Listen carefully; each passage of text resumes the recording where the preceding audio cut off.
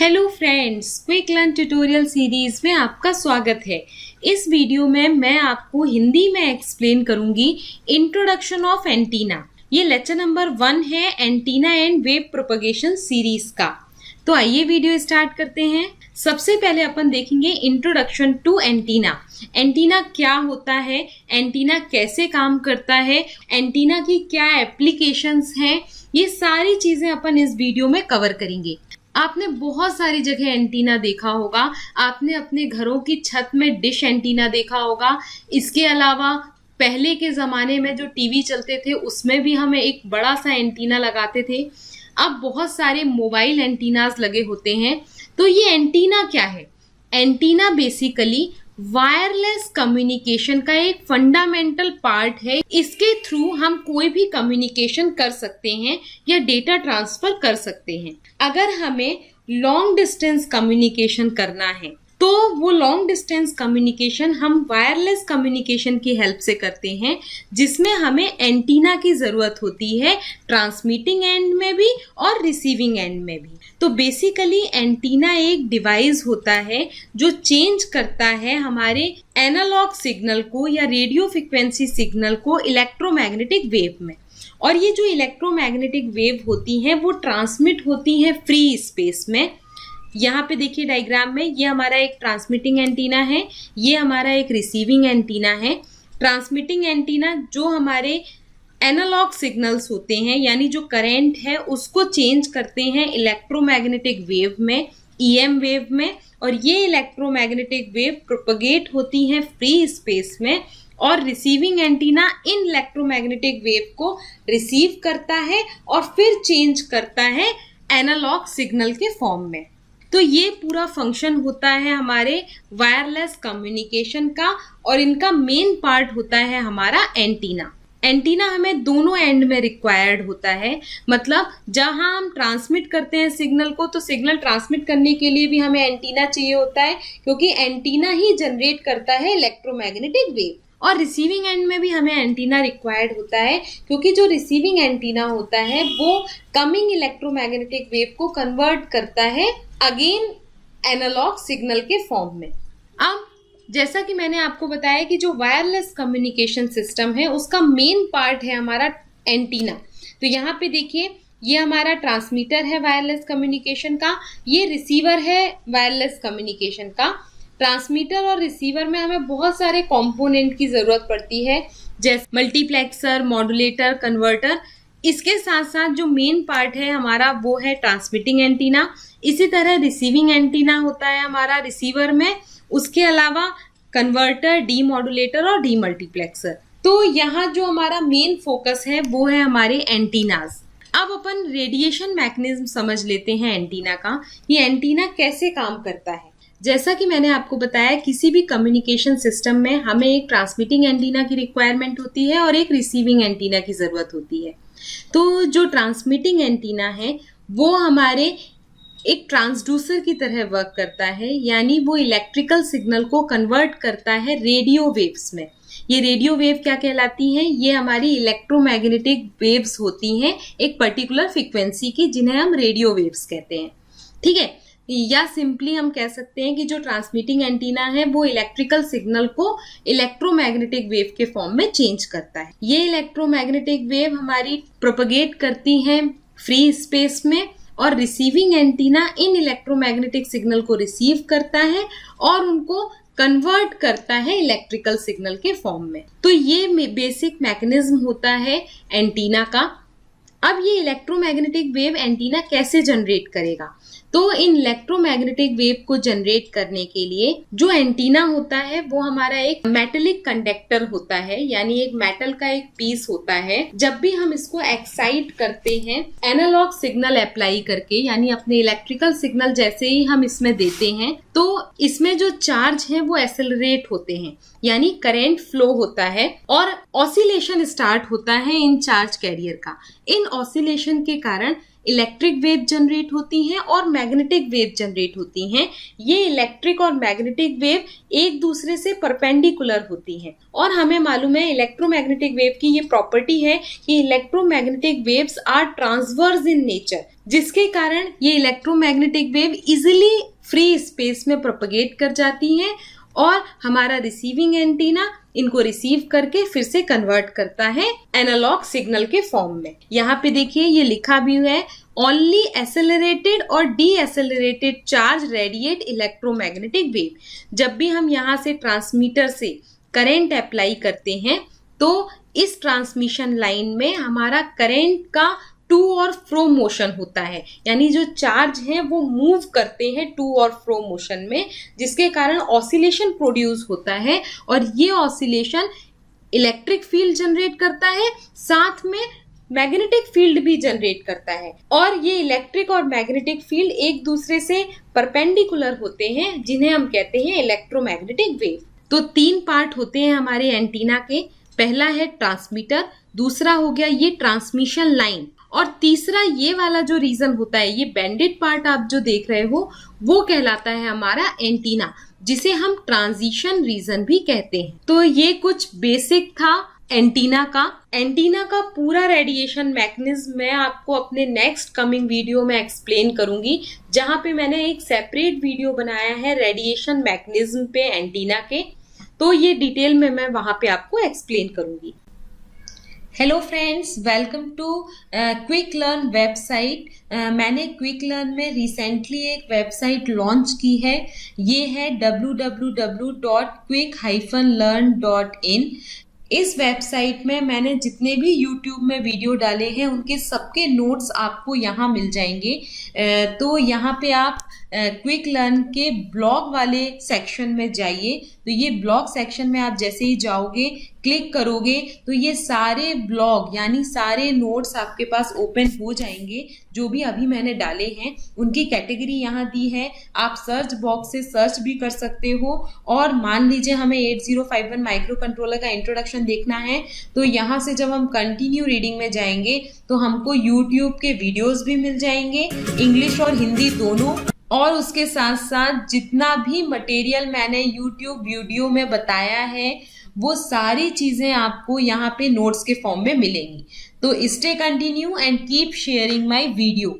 और इस वेबसाइट को अपने फ्रेंड्स के साथ जरूर शेयर करिएगा, क्योंकि आपको और आपके दोस्तों को इससे बहुत हेल्प। अब ये जो इलेक्ट्रोमैग्नेटिक वेव हैं उनको हम स्टडी करते हैं मैक्सवेल इक्वेशन की हेल्प से। तो यहाँ पे 2 मैक्सवेल इक्वेशन है। ये फर्स्ट मैक्सवेल इक्वेशन है। जैसा कि हम जानते हैं कि जो EM वेव है वो जनरेट होती है with the help of changing electric field and changing magnetic field.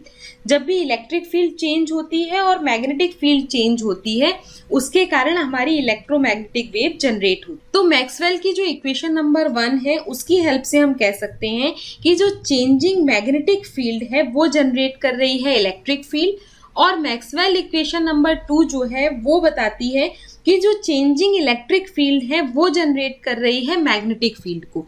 यानी अगर हम इन दोनों इक्वेशन को कंबाइन करेंगे तो हमें मिलेगा E.H = 0।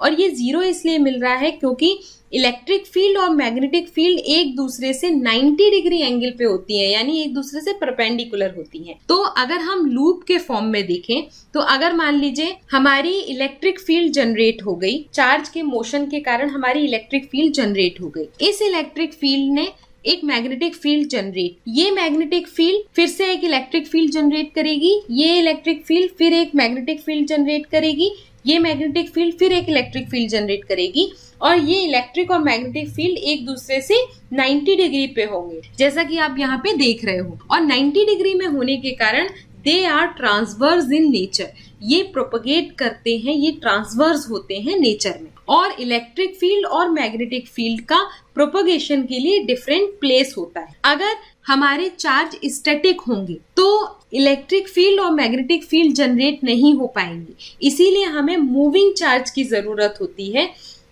जब चार्ज मूव करते हैं उनके कारण इलेक्ट्रिक और मैग्नेटिक फील्ड जनरेट होती है। तो यहाँ पे देखिए इस तरीके से पहले इलेक्ट्रिक फील्ड जनरेट हो रही है, रेड कलर से जो है वो इलेक्ट्रिक फील्ड है, ये मैग्नेटिक फील्ड है। फिर इलेक्ट्रिक फील्ड जनरेट होगी, वो मैग्नेटिक फील्ड जनरेट करेगी। इस तरीके से इलेक्ट्रिक और मैग्नेटिक फील्ड जनरेट होती हैं और ये शिफ्ट होती हैं टाइम के साथ, इसीलिए इनको हम कहते हैं कि they are transverse in nature. यही बेसिक प्रिंसिपल है जनरेशन ऑफ इलेक्ट्रिक और मैग्नेटिक फील्ड का। अब अपन प्रॉपर्टी देख लेते हैं इलेक्ट्रोमैग्नेटिक वेव की। एक्चुअली जैसा कि आप जानते हो कि जो इलेक्ट्रोमैग्नेटिक वेव है वो बहुत इंपॉर्टेंट रोल प्ले करती है हमारे वायरलेस कम्युनिकेशन में। वायरलेस कम्युनिकेशन केवल इलेक्ट्रोमैग्नेटिक वेव की वजह से ही पॉसिबल है, क्योंकि इलेक्ट्रोमैग्नेटिक वेव की बहुत सारी प्रॉपर्टीज है। फर्स्ट प्रॉपर्टी है accelerating charge are responsible to produce electromagnetic wave. जैसा कि मैंने आपको बताया कि जो मूविंग चार्ज होते हैं वो रिस्पॉन्सिबल होते हैं इलेक्ट्रोमैग्नेटिक वेव के जनरेशन के लिए। तो इलेक्ट्रिक फील्ड प्रोड्यूस करने के लिए और मैग्नेटिक फील्ड प्रोड्यूस करने के लिए हमें चार्ज को एक्सेलरेट करना पड़ता है, जिनके कारण ये जो ऑसिलेशन प्रोड्यूस होता है वो इलेक्ट्रोमैग्नेटिक वेव जनरेट करता है। यहाँ पे देखिए डायग्राम में, ये हमारी पहले इलेक्ट्रिक फील्ड जनरेट होगी, यहाँ पे मैग्नेटिक फील्ड इसके परपेंडिकुलर में जनरेट होगी। जैसे ही चार्ज का मूवमेंट होगा ये इलेक्ट्रिक और मैग्नेटिक फील्ड जनरेट होंगी और शिफ्ट होंगी टाइम के साथ, because they are transverse in nature. तो यहाँ पे दिया है electromagnetic waves are transverse in nature. Electromagnetic wave को कोई भी मीडियम की जरूरत नहीं होती प्रोपगेट करने के लिए। जैसा कि आप जानते हो कि जो हमारे इलेक्ट्रिकल सिग्नल हैं उनको कॉपर वायर की जरूरत होती है ट्रांसमिट करने के लिए। जो हमारी लाइट होती है वो ट्रेवल करती है ऑप्टिकल फाइबर केबल के अंदर, यानी ये हमारे गाइडेड मीडियम है। लेकिन जो हमारे वायरलेस कम्युनिकेशन है वो फुल्ली डिपेंड करता है इलेक्ट्रोमैग्नेटिक वेव पे, और इलेक्ट्रोमैग्नेटिक वेव को ट्रेवल करने के लिए किसी भी मीडियम की जरूरत नहीं होती।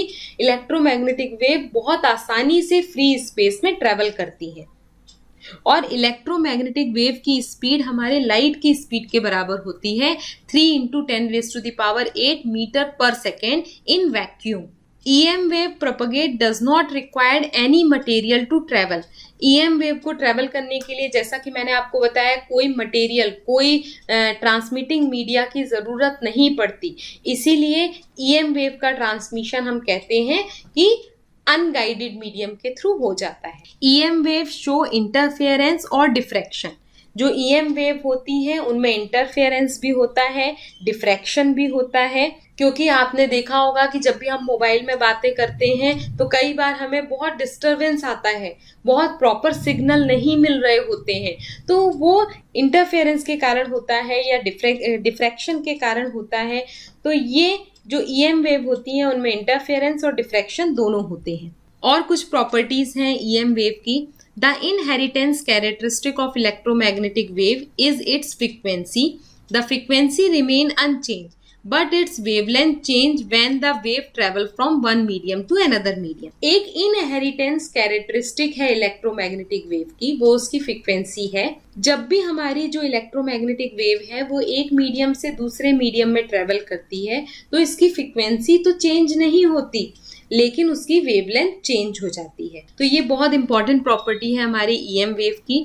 उसके अलावा EM वेव रिफ्लेक्ट भी होती है, रिफ्रैक्ट होती हैं। जैसा कि मैंने आपको बताया कि उसमें इंटरफेरेंस भी होता है, डिफ्रैक्शन भी होता है। तो ये सारी प्रॉपर्टी हैं EM वेव की। They are not deflected by electric और मैग्नेटिक फील्ड। जो EM वेव है वो हमारे इलेक्ट्रिक और मैग्नेटिक फील्ड से डिफ्लेक्ट नहीं होती।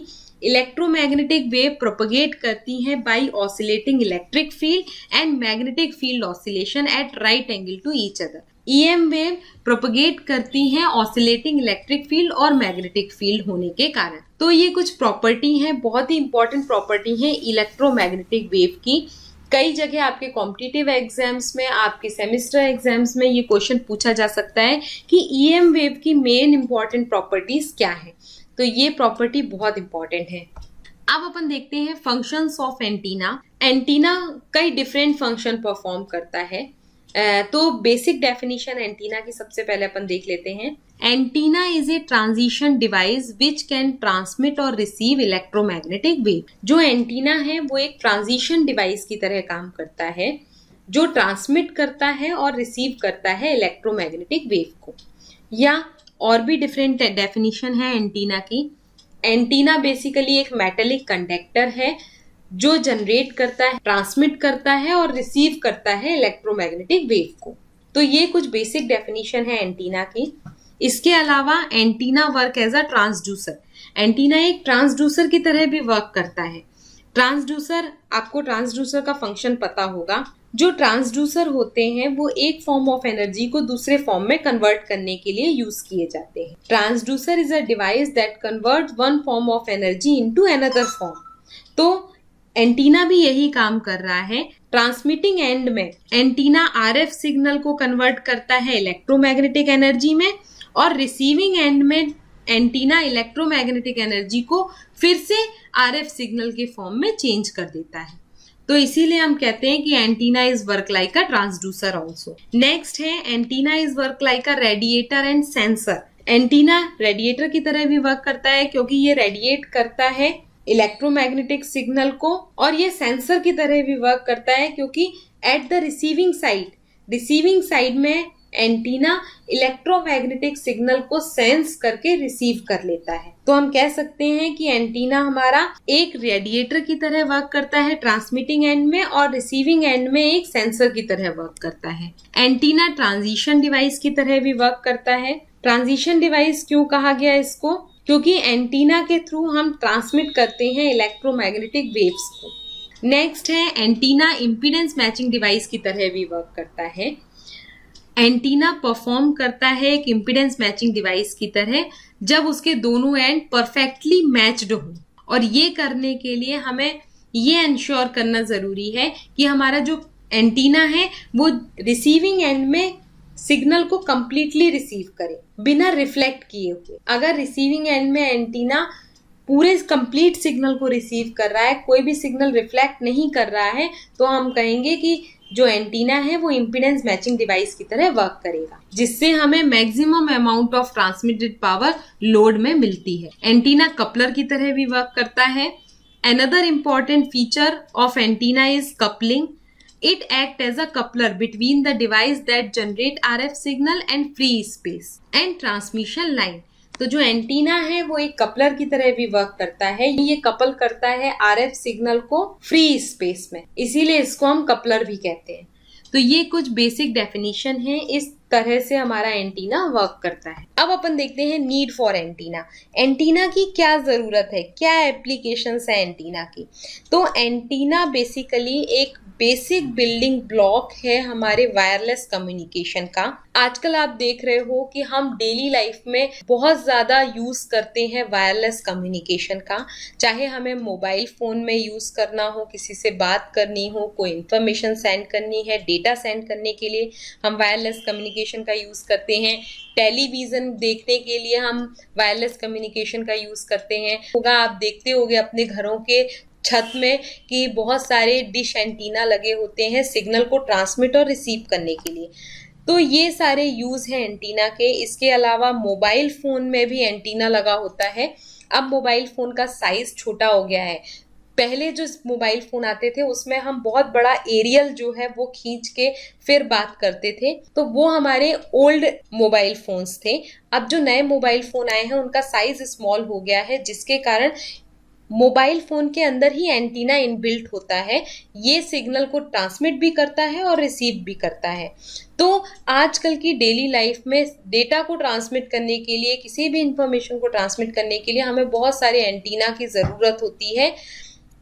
चाहे हमें सिग्नल ब्रॉडकास्ट करना हो, चाहे हमें डेटा सेंड करना हो, हर जगह हमें एंटीना की रिक्वायरमेंट होती है। तो ये बेसिक नीड है एंटीना की।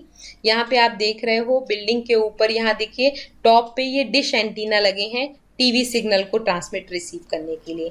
इसी टाइप से हमारे मोबाइल टॉवर्स होते हैं जिनमें बहुत सारे एंटीना, डिफरेंट टाइप के एंटीना लगे होते हैं मोबाइल सिग्नल को ट्रांसमिट और रिसीव करने के लिए। तो ये बेसिक डेफिनेशन है एंटीना की।